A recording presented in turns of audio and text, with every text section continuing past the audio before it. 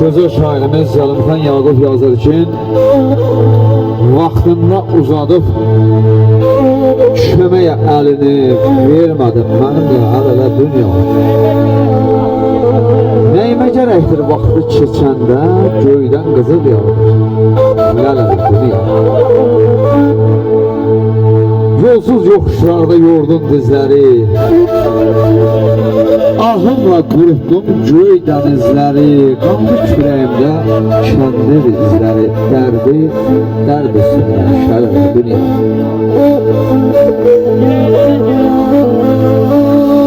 Zəlimxan olmasın nə ah, nə aman, ağlıdan ağlamaq yamandır yaman. Sevincin qəlbini dolduran zaman yanardan sonra Allah dünyamızı həmişə əmlamanlıq eləsin və belə gözəl toylarda, gözəl günlərdə görüşmək olsun.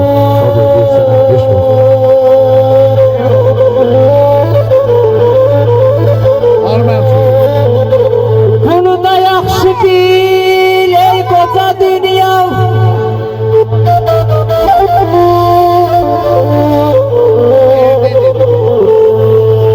bunu da yaxşı bil ey qoca dünya, zilmindən utanıb etmədin həyal.